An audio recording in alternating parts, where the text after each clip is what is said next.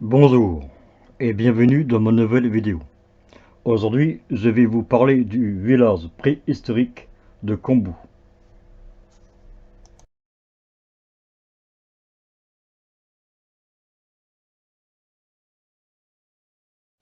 Le village préhistorique de Combou est un site préhistorique du Néolithique, l'âge de cuivre, situé à Viol, en aval, dans le département de l'Hérault. Il appartient au groupe des villages préhistoriques de la culture dite de Frambouis. C'est le plus vieux village néolithique de France, retrouvé dans un tel état de conservation.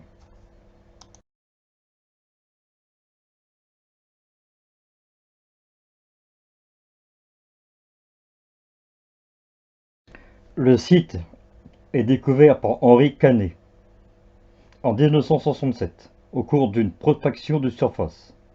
L'emplacement est alors menacé par la construction d'une route devant desservir un futur lotissement. Ce projet ne verra jamais le jour, car l'ensemble du plateau de Combou est acquis par le ministère de la Défense, afin de constituer un terrain de manœuvre. La société languedocienne de préhistoire, qui a pour mission la recherche scientifique et la médiation plutôt, archéologique, gérée et animée depuis 1976 par l'art aux cités de Combou. En 1983, une cabane est entièrement reconstituée sur le site dans un souci pédagogique.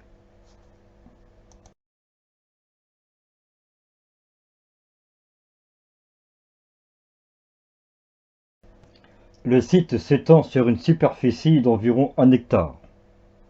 Il appartient à un plus vaste ensemble du site néolithique délimité par un quadrilatère qui s'étend sur 5 km d'ouest en est, entre Viol, le Fort et Cazevielle, et sur 2 km du nord au sud, où a été recensée une quinzaine de stations kéolithiques, 14 dolmens et une trentaine de cabanes isolées. Le village de Combou est constitué de 4 groupes de cabanes, chaque groupe étant situé de 50 mètres à 100 mètres des autres, comme des hameaux distincts. Seuls 2 groupes, des groupes A et B, sont bien conservés, sont bien situés plutôt à proximité. Chaque groupe est constitué de 8 à 10 cabanes, agglutinées l'une aux autres, soit un total de 35 à 40 cabanes. Des passages directs d'une cabane à l'autre existent, sans espace de circulation intermédiaire. Les constructions des groupes A et B ont été préservées par l'effondrement des murs, de l'extérieur vers l'intérieur, constituant des cumuls à faible relief ou à des couches archéologiques qui ont été préservées de l'érosion. Le groupe A est mieux conservé, 10 constructions ont été entièrement dégagées. Il est à noter que les villages où les cabanes sont des regroupées a coexisté avec l'existence de cabanes très dispersées aux alentours immédiats. Cette dispersion de l'habitat, son emplacement du terrain plat, l'absence de toute structure de défense, fossés et murs, nous indiquent une période où la prise en considération du risque sécuritaire était totalement absente.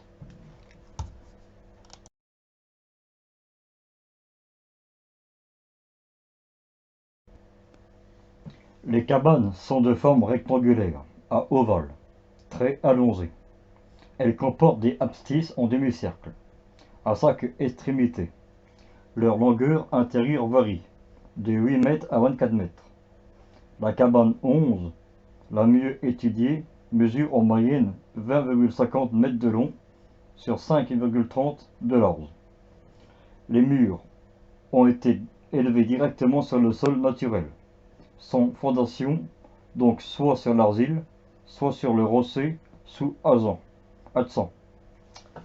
Les murs sont épais de 1 mètre à 2,50 mètres, pour une hauteur comprise entre 1 mètre et 2 mètres 50. Ils ont été construits selon la méthode de double parement entre les 2 parois de remplissage, fait un bourrage de blocs de pierre disposant sans ordre. Le parement interne est beaucoup mieux appareillé que le parement externe, avec des dalles plates disposées sur un son de manière rectangulaire. Les portes sont étroites, 0,50 m de largeur, et leurs angles sont généralement soulignés par des hauts stats de petite taille. Chaque cabane comporte généralement une porte dans l'axe longitudinal, du nord au sud, à l'abri des vents dominants, et éventuellement une porte latérale ouvrant sur l'intérieur ou sur une cabane mitoyenne. Les couloirs traversant les murs en joignant deux cabanes sont généralement dallés, alors que le dallage des pièces est rare, quelques mètres carrés dans la cabane 11, groupe B, et devant l'entrée de la cabane 2, groupe A.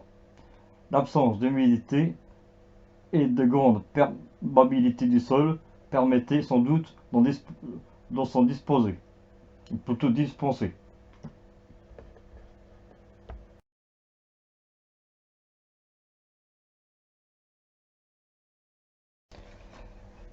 Aucune preuve archéologique ne permet d'envisager l'existence de superstructures en bois qui auraient constitué des étages, mais l'hypothèse ne peut pas être totalement exclue. La toiture des bâtiments était en grande partie végétale, complétée par les mines de lauze en calcaire tendre provenant d'un gisement situé plus au nord, dans la cuvette de Saint-Martin de Londres. Les lauses étaient plus abondantes dans les cabanes plus petites, cabanes 4 et 5. Les végétaux utilisés étaient peut-être des bottes de graminées poussant localement dans la garrigue, ou des roseaux récoltés près des cours d'eau. Des trous de poteaux retrouvés dans les blocs de calcaire attestent que les toitures reposaient sur une charpente sommaire, soutenue par des poteaux dressés à intervalles réguliers d'environ 4 mètres dans l'axe longitudinal des cabanes. L'étude des constructions a révélé que la disposition de plusieurs cabanes avait été remaniée au cours du temps. Certaines ont été agrandies, d'autres raccourcies. La cabane 3, qui à l'origine mesurait déjà 18 mètres de long, fut prolongée ultérieurement de 6 mètres sans changer la largeur. Ces maisons pouvaient abriter de 5 à 20 personnes. En supposant que toutes les maisons fussent occupées en même temps, le village a pu accueillir de 200 à 300 personnes. Une occupation périodique du site est attestée après l'abandon de la population franc-buisnesse. Mais le village était probablement déjà en ruine au début de l'âge de bronze.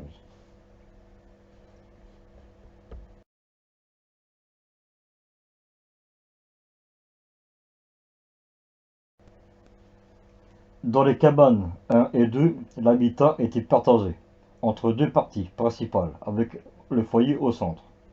C'est dans la partie nord de ces cabanes que les archéologues ont retrouvé le plus de débris, de céramique et quelques outillages en silex, armures de flèches, grattoirs, couteaux, ou en os, perçoirs, lissoirs, et quelques éléments de parure, en pierre, os, coquillage. Cet espace correspond probablement au lieu de stockage des réserves alimentaires, alors que l'espace situé au sud, près de la porte de sortie, très pauvre en vestiges matériels, devait correspondre à l'ère de repos nocturne. Dans la cabane 3, une banquette rosseuse a servi de siège pour un tailleur en silex, comme en attestent les nombreux percuteurs, mollusques, blocs et états retrouvés sur place. Des restes du foyer de cuisine et de l'outillage ont été retrouvés à l'intérieur et à proximité des habitats, ce qui prouve que la vie quotidienne s'organisait aussi en dehors des habitants.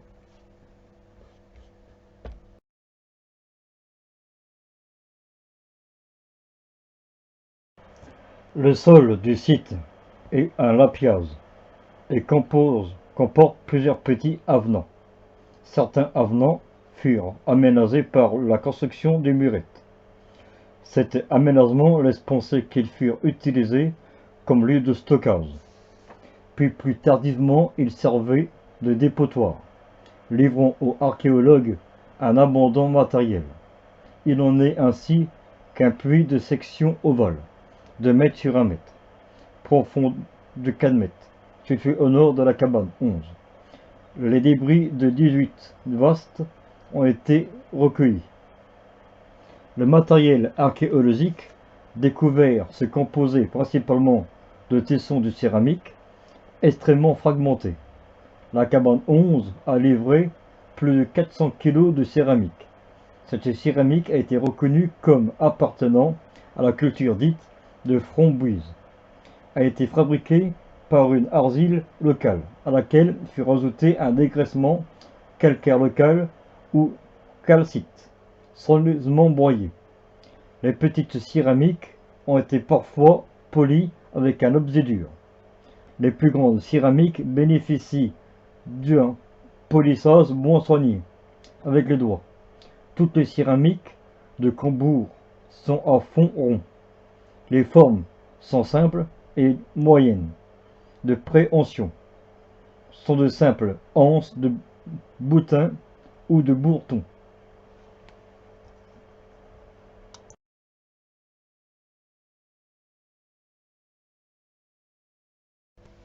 Le matériel lithique est composé d'outils bruts tirés de galets, de rivières, percuteurs, et de silex fini, armatures de flèches, fossiers lacés, grattoirs épais, de haches entières et des fragments de 3 autres haches ont été retrouvés dans les fentes murales de la cabane 2. Les meules granit découverts ont pu servir aussi bien à broyer du grain pour confectionner de la farine que de la calite intégrée comme dégraissant aux céramiques. Les objets en cuivre retrouvés sont très rares. Ils incluent un bout poignard, cabane 12, un coin, cabane 11, les aiguilles, ciseaux et quelques perles de collier, cabane 3 et 11. Sur les 17 objets en cuivre découverts, l'analyse métallurgique a révélé que 3 objets avaient été confectionnés avec du minerai originaire de Cévennes, plutôt de Cévennes, 7 avec du minerai originaire de la montagne Noire, secteur de Cabière-Perret, et d'autres avec un mélange de 2 minerais ou par profond d'objets antérieurs.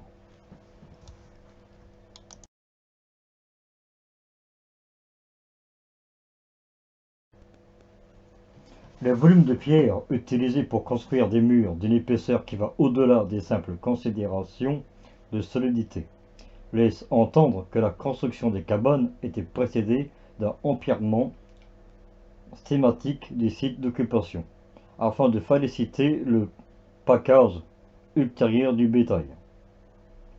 L'étude du matériel archéologique montre que le village préhistorique de Cambourg est un village type du néolithique languedocien, où l'agriculture et la domestication du bétail sont déjà bien connues. On y consommait des céréales, blé et orge, broyés ou grillés.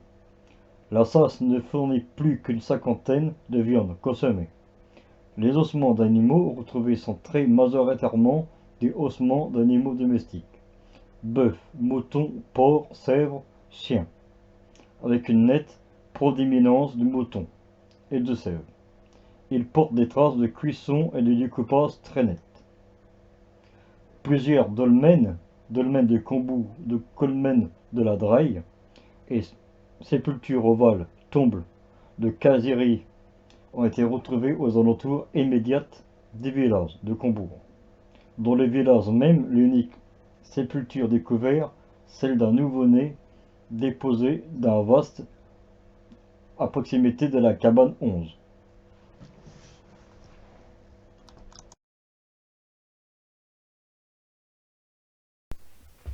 Merci d'avoir regardé les vidéos. Si la vidéo vous a plu, mettez un j'aime, partagez,